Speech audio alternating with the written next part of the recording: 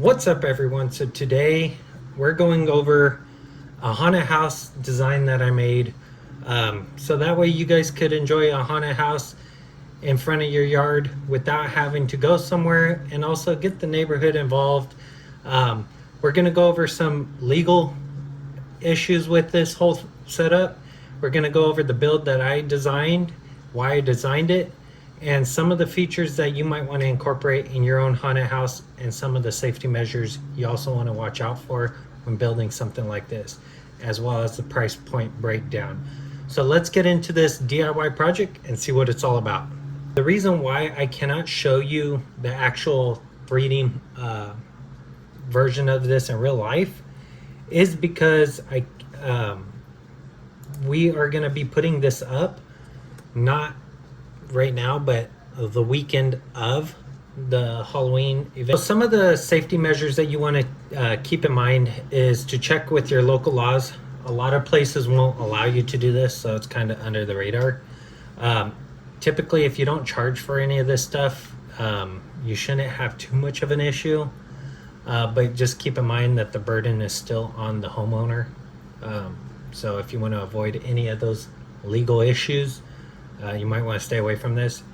But if you do want to pursue something like this, by all means, take the necessary precautions and making sure that everything is set in place.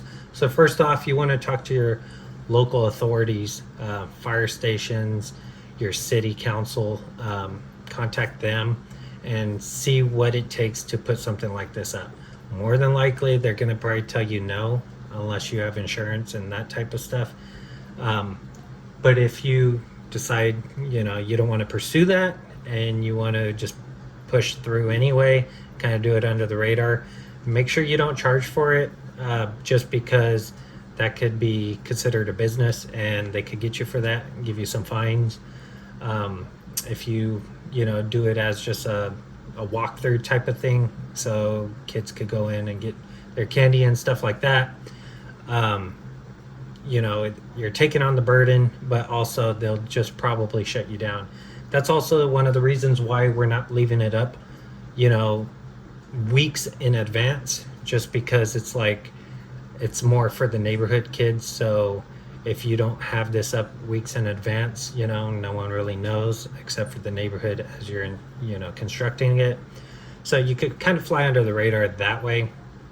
But when doing so, some of the things you need to keep in mind is having exit signs lit up, having smoke detectors in locations that you need them, just in case there is ever a fire. At least people know where to exit, and also the alarms will warn them that there's a fire.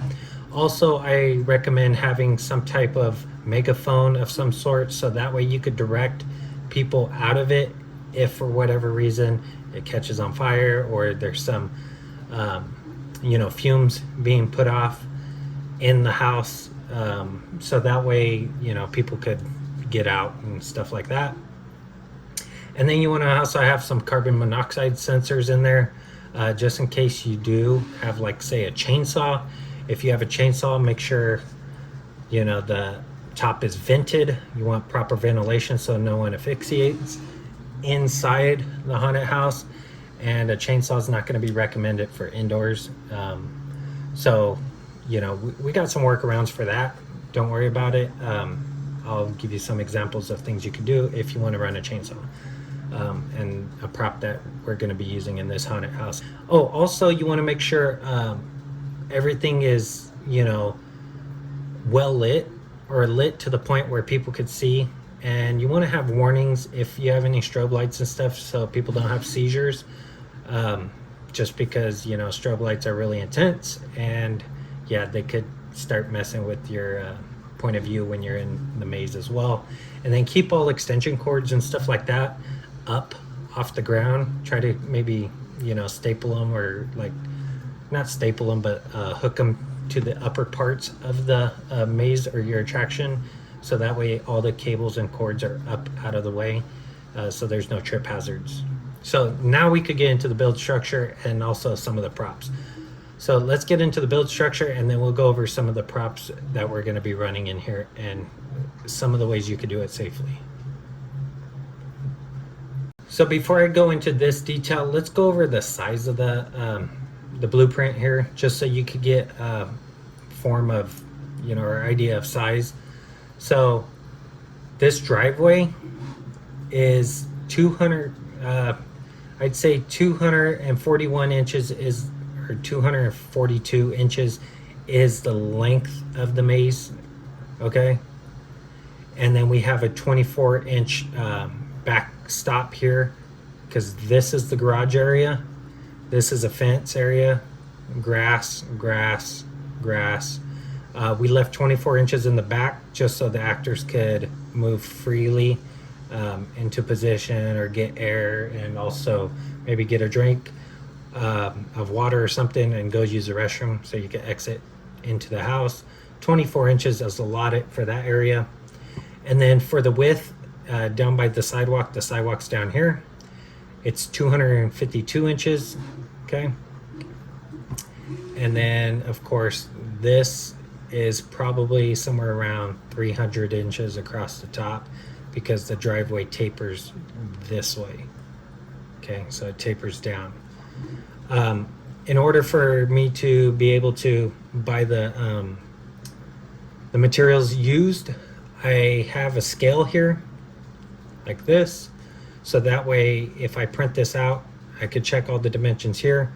But if you decide to buy 8-foot lengths, 96 inches of 2x4, which is the material we're going to be using, I'll show you where all that's implemented. 8-foot lengths, because that's the cheapest of the materials. You could kind of measure this with a ruler, and whatever that reads out on your ruler, you could scale it on here. So you just put it here, and then say about right here is 96 inches. That's 1 8-foot stick. You can put it here again, that's 2 8-foot sticks. So this whole front section is going to be about 3 8-foot 2x4 sticks. So that's why I got a scale here, just for referencing my drawing. There's a whole bunch of dimensions. I just randomly placed these just to have an idea of how many 2x4s I'm going to need, okay? So that's this layout. Now let's get into the build. So first of all, you got to think of the materials you want to use. You could use PVC piping, that's fine, but for a larger layout like this, you're probably going to want something more sturdy, because with every PVC piece you're going to need a T, so you could keep adding and creating ribs and supports and stuff like that.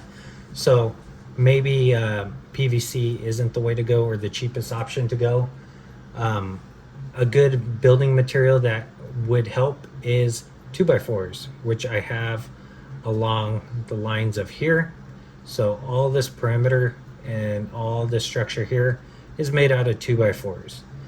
And then the vertical posts, straight up and down, are going to be made out of 2x4s as well, okay? So you could basically stack them. They have brackets where you could adhere a 2x4 onto your posts. If you look at Lowe's and the construction lumber side of things, you could find all that hardware, which is why I chose to go with 2x4. Also, it's about $3 for an 8-foot stick. I do not recommend going with anything longer than 8 foot, just because the price difference is significant. It's just cheaper to run 2x4s, construction lumber. And you could also use it for next year and reconfigure it, okay? So you can also use it for projects around the house. After you're given all the supports and structure of the layout, what I recommend doing before buying all your 2x4s, if you don't have any CAD software, measure everything out with chalk on your driveway. So this is the driveway here, okay, this area.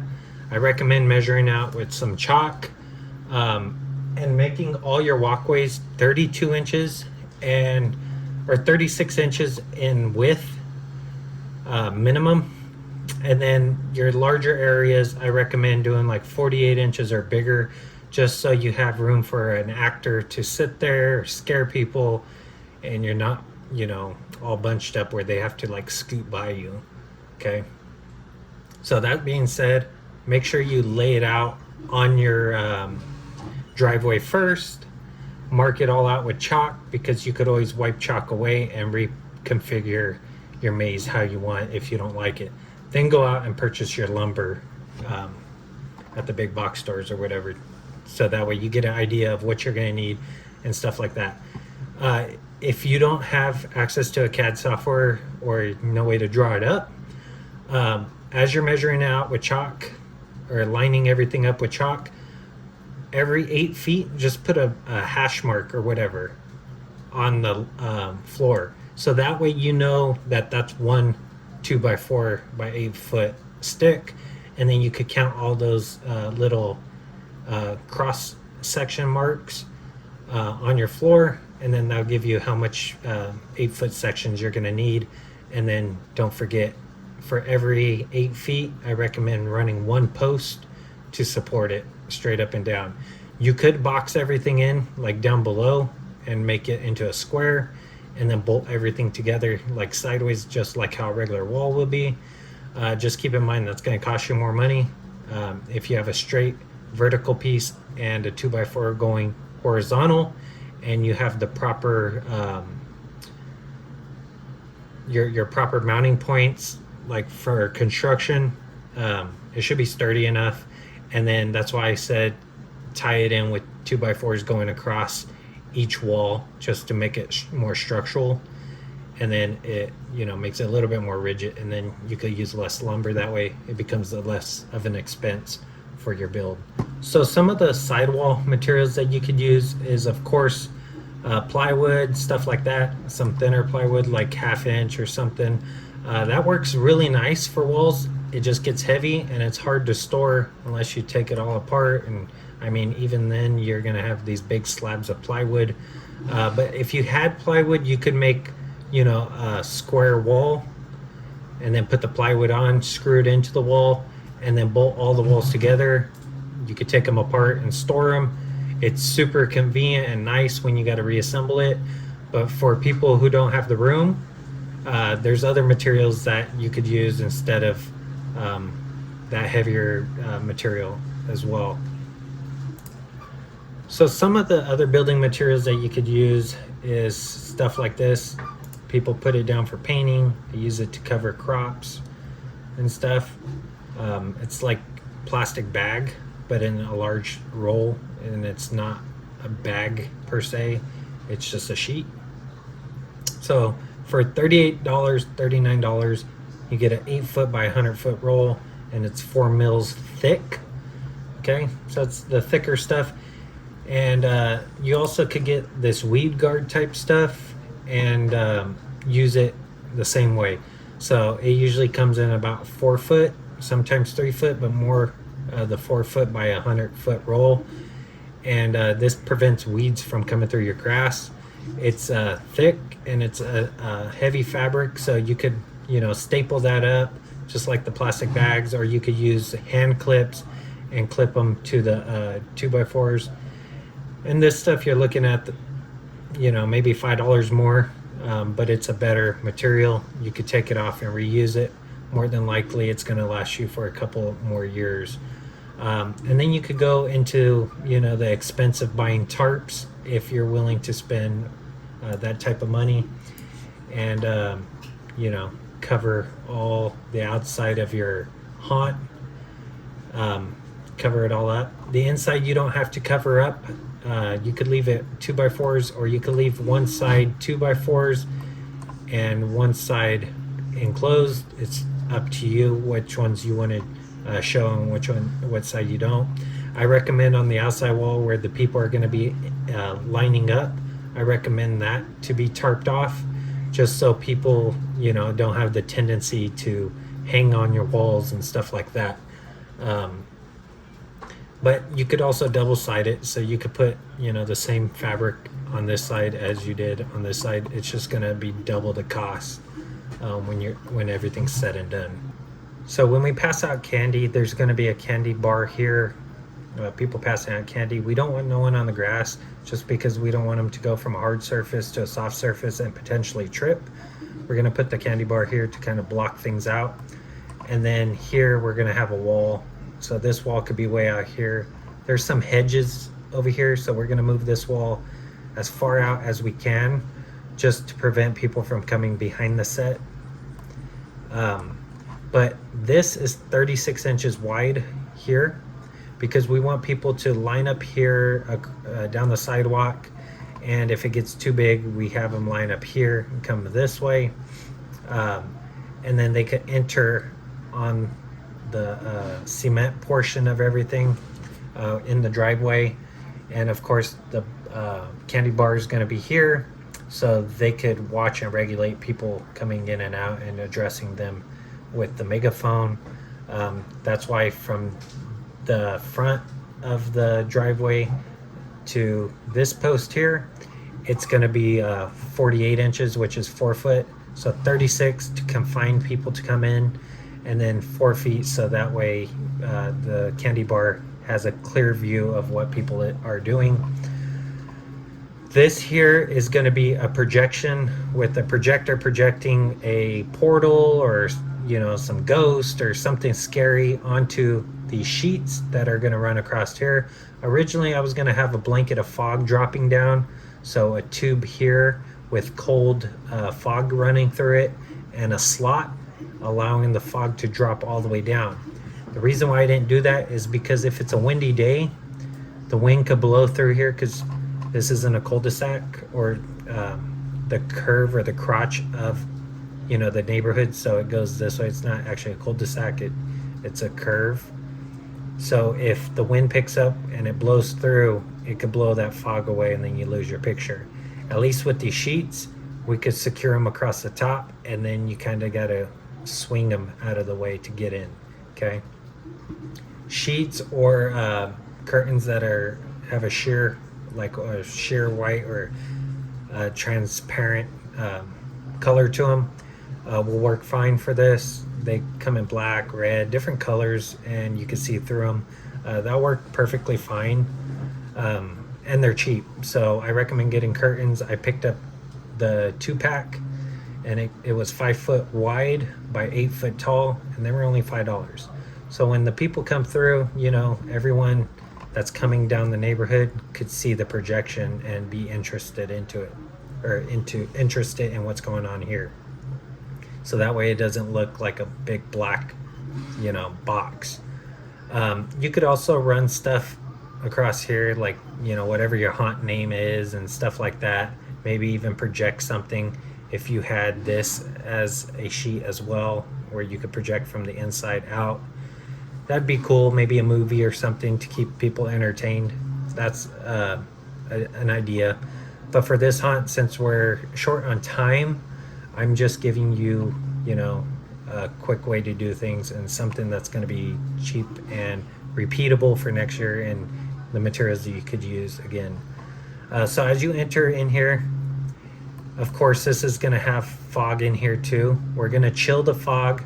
I'll show you how to do that hopefully before Halloween. Basically, it's a fog machine that's going to have a gap, and then it's going to blow through a tube, and then I'm going to have water bottles that are frozen in that tube to cool down the fog. And when you have cool fog or cold fog, it keeps the fog on the floor and attached to things. So when people walk through, it kind of attaches to them and stuff. Then I'm going to have a black light in here to kind of illuminate the fog and make it look, you know, more spooky. But anyways, as you walk through these curtains with the portal projected or whatever you have projected, the same material we have out here is the same material here and here. And it's going to be cut into long strips, just so that way anyone looking in from out here can't really see what's going on in there until they actually walk in. So it doesn't give away the scare, okay? So when someone walks in, they push through, fog kind of spills out, which is cool. And we'll have an actor here. This is a Sam inspired theme here from Trick or Treat. And maybe a hay bale, some pumpkins, and orange and purple lighting, just because he, you know, wants everything to be lit up, especially the pumpkins. Can't blow those out or he'll kill you. Okay. This is a room for a scare actor or a few scare actors to be in. So if they don't want to hang out here, they can hide behind here, let people come in, kind of freaked out by the display and then scare them or chase them if they're not moving along. Or you could have an actor in a window such as this, so that way, you know, this is 24 inches wide by 36 inches tall. So you could do something like this, or you could put a sheet or a curtain across this just to project a shadow. Maybe have like a figure back here, like a mannequin, so it looks like someone's in the window. And then maybe have some flickering lights just to add, you know, some type of spookiness to a window, since you're going to have all this flat wall here to play with. This is a large area just because people are going to, or a scare actor is going to hang out here. But then we funnel them down into a tighter spot just so they feel confined, okay? Same thing with this. We have, you know, this kind of blocked off. We're going to have a scare actor in here, but he has the ability to walk out on the backside. Keep in mind, I made this cement red just so it shows better on the layout. He's going to be in here waiting for them, or he could stand out here, kind of peek out. I put him at an angle, this scare actor, just so that way he could peek out and see who's coming up through the pathway, okay? As you make your way through the haunt, I made all these at about 60 degrees here. You can make them 45, whatever you want to put the angle at. Just make sure that you're not walking through the haunt this way, because you don't want anyone to run into any post. So this direction is a bad idea. Run it in the direction that people are going to walk in, so if they run into the wall, it kind of deflects them this way and then back this way, so they're not running into a post. Also, I recommend putting some foam of some sort, like pipe insulation foam that you would do for water pipes. You can find that at the Home Depot as well, or Lowe's, and put that on there just in case they bump into it, no one gets hurt, okay? Or some bright fluorescent strips of tape, just to indicate that there's a wall there, and then maybe a black light here. So he has the ability just to hang out here, maybe scare them. Of course, there's another brace here. They go through here, they kind of deflect, and then they're forced back this way, which this scare actor can also scare them here.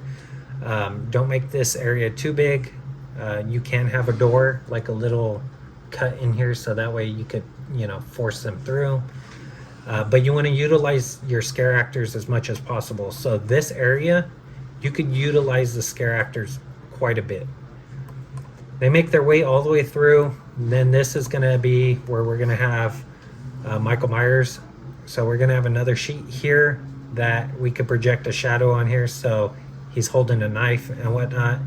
And then we could have our scare actor in this area hanging out ready, or even in here.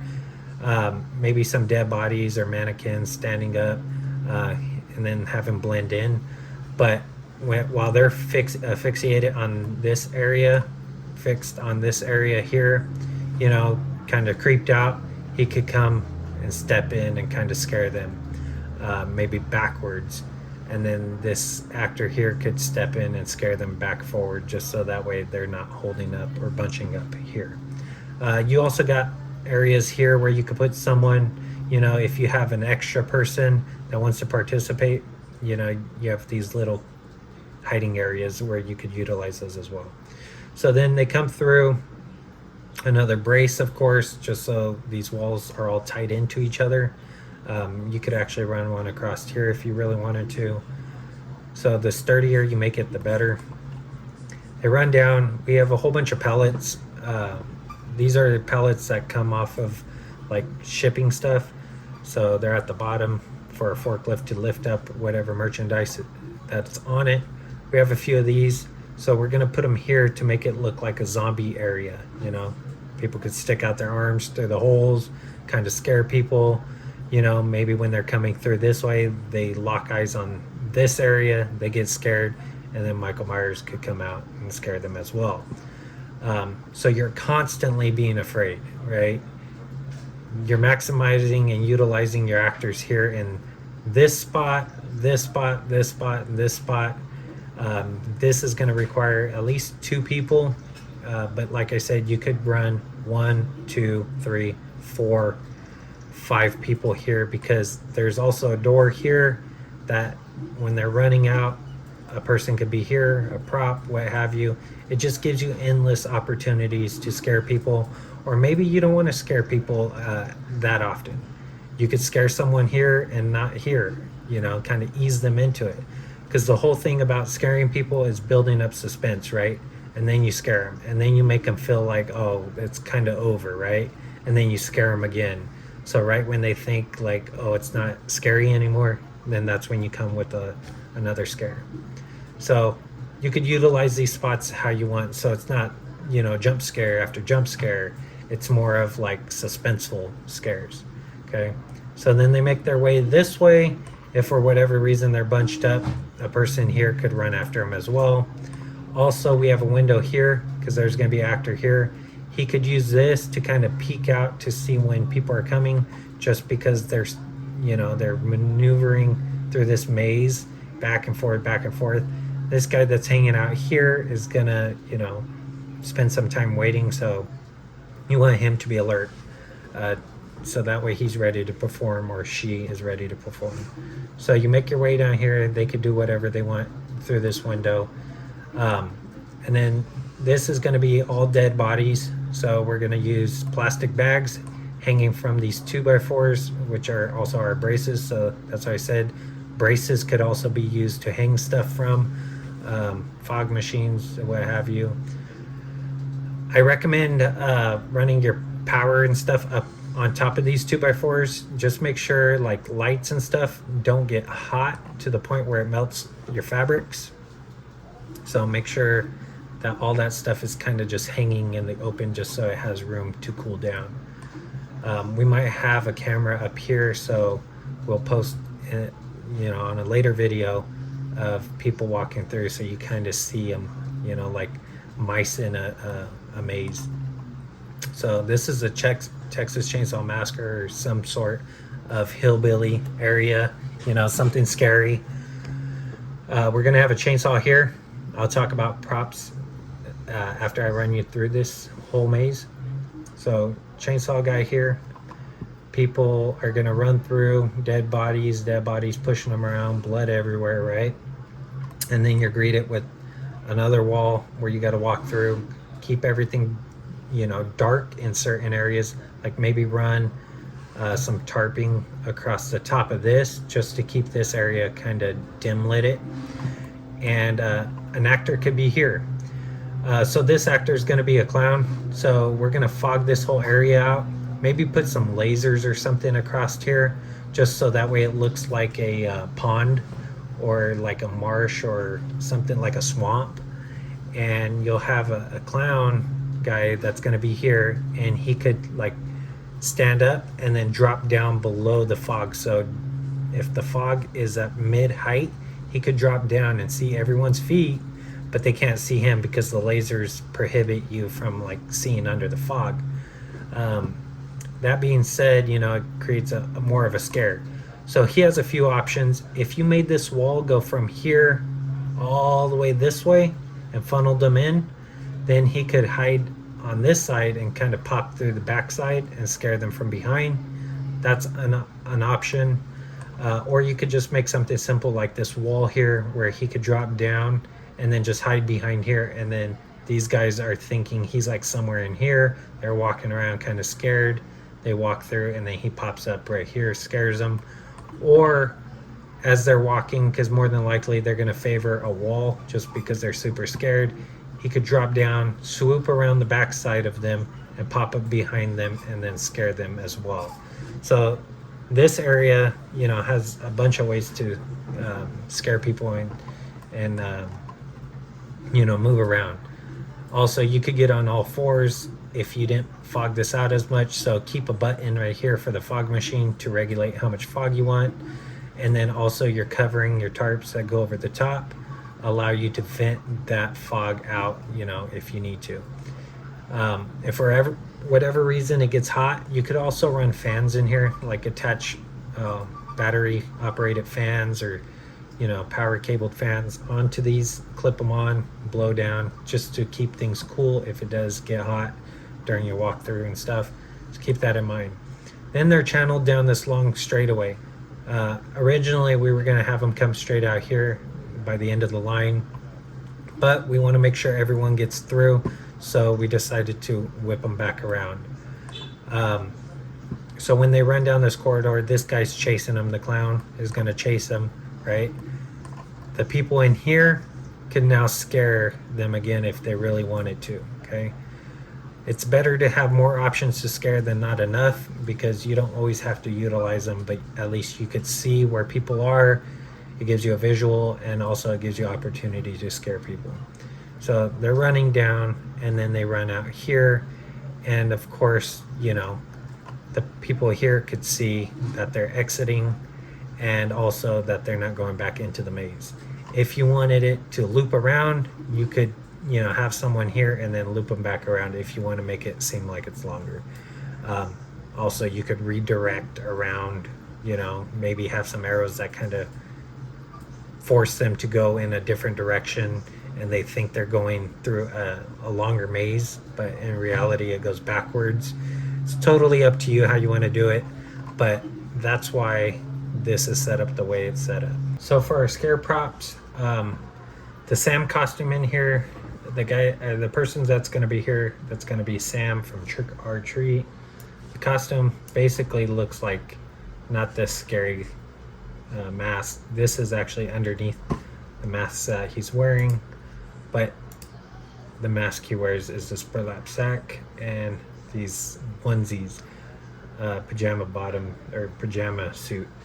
This is hot, you know, it gets real hot in there. So to keep your actor cool, maybe having a fan here blowing down on top of them, keeping them cool. Also, they could go back in here, and maybe you'll have some chairs in here for the actors to rest, and maybe an ice chest to hang out, you know, while the other actors are doing their thing, and then you can switch off.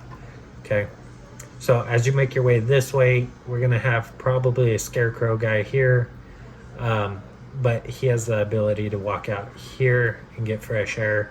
Also, if you don't tarp off the top on everything, it will allow circulation of air to ventilate through, which keeps things a little cool as well. Michael Myers could exit out the back here. We're gonna have an area here, maybe some chairs, and then also some like an ice chest or something to refresh on. The chainsaw masker, or someone with a chainsaw or a wielding chainsaw person, depending on how the mask comes out, which is my area, I'm gonna do a burlap sack instead of latex, because latex is just nasty, it stinks, and it's sweaty. But a burlap sack, at least, you know, you could make it big enough to like hang off your face, and then put some padding in there. But yeah, so these two actors could switch off back and forth. Maybe, you know, the chainsaw hanging out here just to scare people, and then you can go out here to have some recuperation time. When running a chainsaw, also Michael Myers, don't run a real knife, just because you don't want to hurt anyone. And I don't recommend a metal knife with the dull blade, just because it has a tip.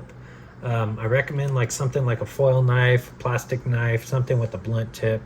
You can make it as realistic as you want, you know, spray it silver, you know, sand it down, put Bondo over the plastic, sand it down super smooth, spray it silver so it looks real. Have some fun with your character.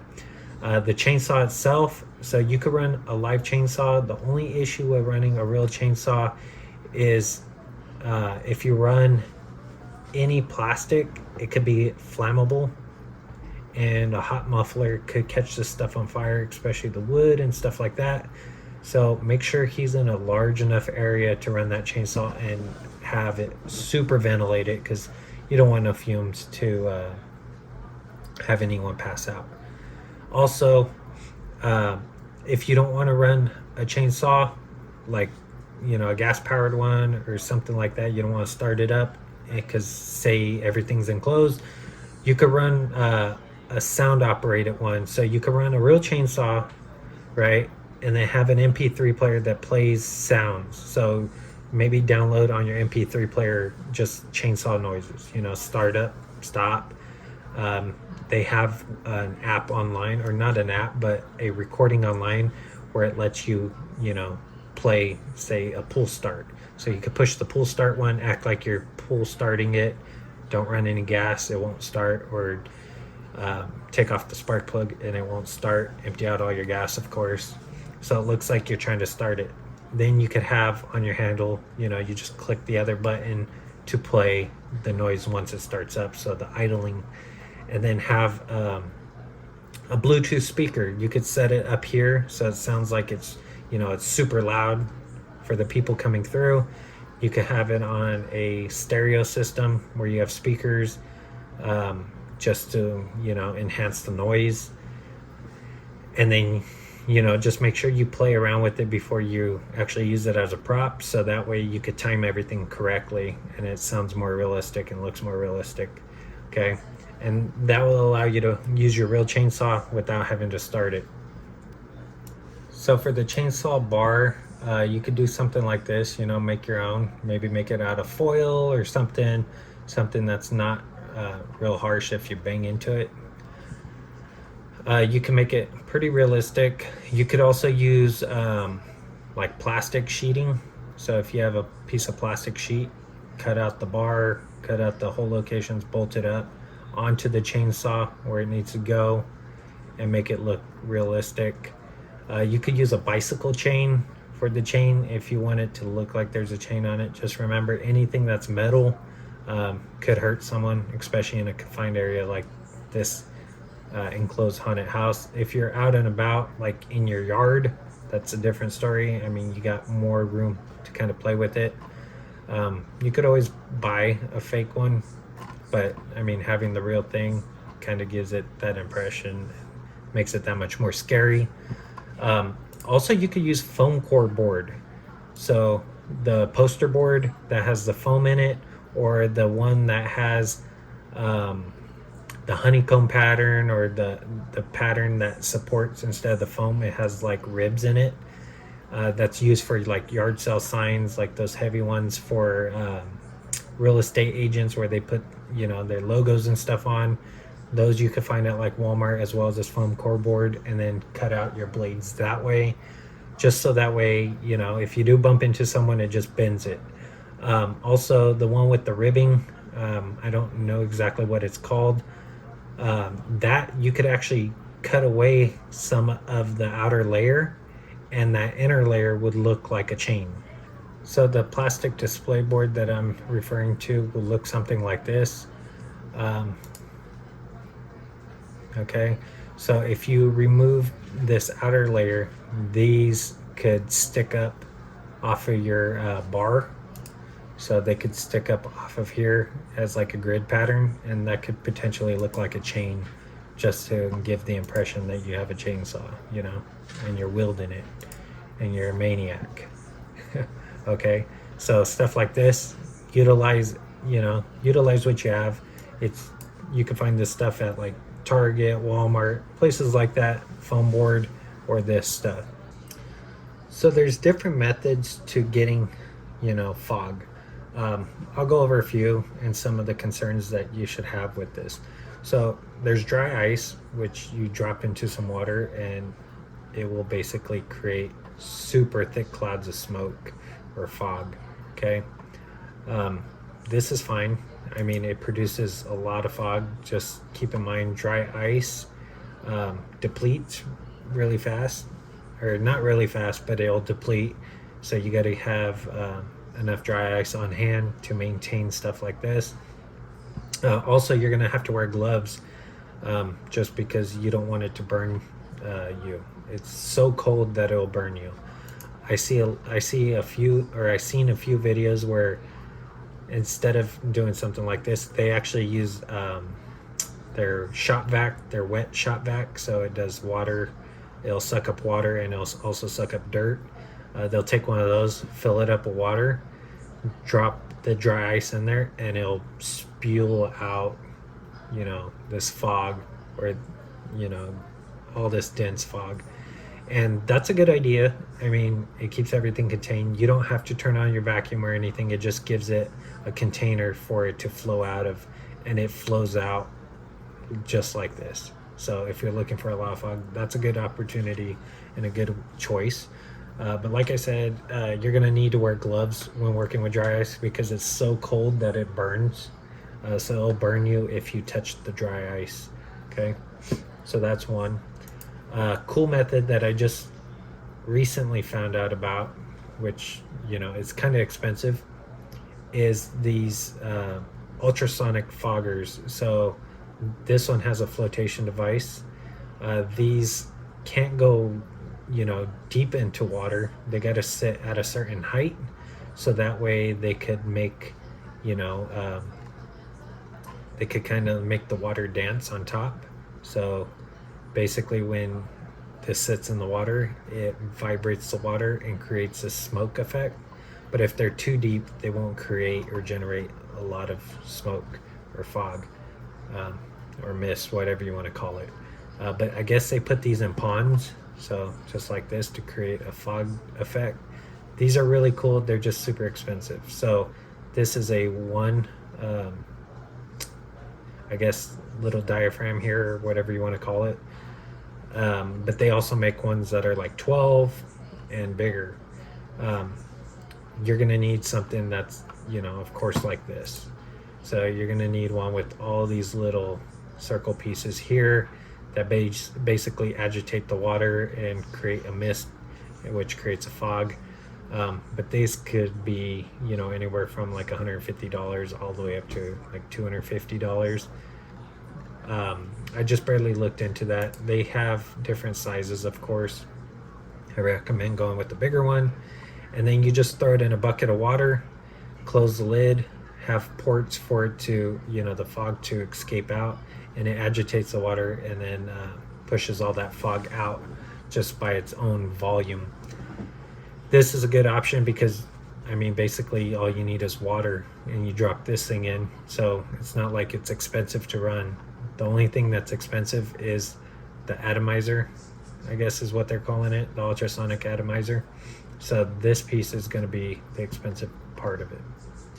It's cool because it's not dangerous, so you could throw it in like something like this and not have to worry about anyone getting burned or in that manner. I don't recommend touching these because it is a small movement of frequency, so I don't know how frequency works, but this agitates the water and vibrates it to the point where this could rub. If you touch it, it could rub your skin and create like a rug burn effect. So yeah, definitely stay away from touching it, but it's less of a hazard than some of these other options. Then you got the fog machine itself. I recommend, if you're running a regular fog machine with fog juice, there's ways to create your own fog juice, like using distilled water and glycerin. So you mix those up. There's a ratio for that, and that'll make your own fog juice instead of going out and buying fog juice. It will save you a little money, not a crazy amount, because you're not going to use probably a lot of fog juice unless you're a commercial user. So it is what it is. It's how much you're willing to spend. It'll save you a few bucks. But if you're trying to fog it like this, where you have your fog machine and hose attached to it, make sure there's a gap between your fog machine and the hose, because that gap that allows air to flow through as your fog blows out, it hits atmosphere, and then you have your tube here where it flows into the tube and then around. For some reason, that little gap in between the fog machine and your hose will actually generate more fog output in this area. Okay, so that's a little tip to keep in mind. If you want low-lying fog, you could put water bottles in here that are frozen just to keep everything down, and then as you can see, this is flat to keep it like a blanket on the floor. Okay, if you don't like that method, you can make your own contraption. So this hose here, all it is ducting hose. So this aluminum hose, super cheap, super affordable. They ran it in a trash can and put ice all along the top side of it, all the way around it. And basically what happens is the fog blows in here. Make sure there's a gap in between the fog machine and the hose, even on this setup. It blows through, goes up, and as it makes its way around this coil, the ice cools down the coil, which cools down your fog, which keeps it sagging to the bottom and real low. They used a box here just so that way they could have a flat opening. So if you ran this tube, it'll bellows in as like plumps of smoke, versus the way this is, where it's a big box where it contains a lot of fog, and then a low cutaway here, which allows you to, you know, keep that fog down low as a blanket. So that protrudes outward. Some other designs are such as this one here, where your fog machine, say it's out in this area, it blows fog, hits the air, the fog still goes through the tube up through the top. They used this is on Instructables, but they use PVC to hold this chicken wire up, and this chicken wire is going to hold all kinds of ice or water bottles that are frozen, and the fog fills this whole void of ice chests up, and then as it gets cold, it condenses down and drops below the ice and then out this exhaust port into your haunted house or whatever you're trying to chill. There's a whole bunch of people that are doing this, you know, so it's super straightforward. There's all kinds of instructions. People get really elaborate, like this one has a metal trash can, so the fog hangs out here and then they drop ice probably around it. You could use a cooler, ice chest, what have you, just like this. So fog comes in, ice is up here, comes out. You got another one where they just used a tote. This is what I'm talking about. You could see the gap here. So the fog machine blows, and it blows into a stream, so you don't have to worry about much being dispersed out this way. So it blows into a stream straight in. For whatever reason, this gap produces way more fog. Fog fills up on the top surface, and then as it cools, it drops down below the ice, and then out this port down at the bottom that's offset. Here's another attempt of designing something. I don't recommend this just because PVC, you know, even though water's around it, it's not going to get as cold as, like, say, something metal like this aluminum ducting. Okay, so even though it's in water, the water is not going to really cool this down. And then this port is so small, this tubing. Look at, you're getting a short burst of smoke, which isn't even low lying. It just kind of, you know, since this isn't cooling anything down, it allows it to lift. Okay, so just look at fog machine DIY chillers if you're interested in that stuff. But as you can see, look at how this just hugs the ground, and super smoky, super thick smoke. So cool options to look at.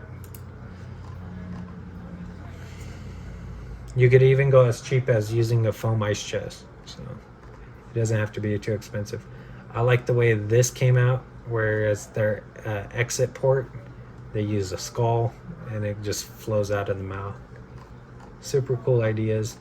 Look at everyone's idea and come up with something unique. This guy has an ice chest just like this one, and basically the fog machine blows down through this tube, circulates the hot fog in this cold ice chest, and then out the back or out the bottom side of it. Another thing you could use instead of like a box at the end of your fog machine, so if you didn't want a box down here to kind of make it into a blanket, you could put a trash bag over the top of this and just let it drape on top of the fog that's coming out, and that allows it to disperse a lot wider as well. Okay, people use a little bit of everything.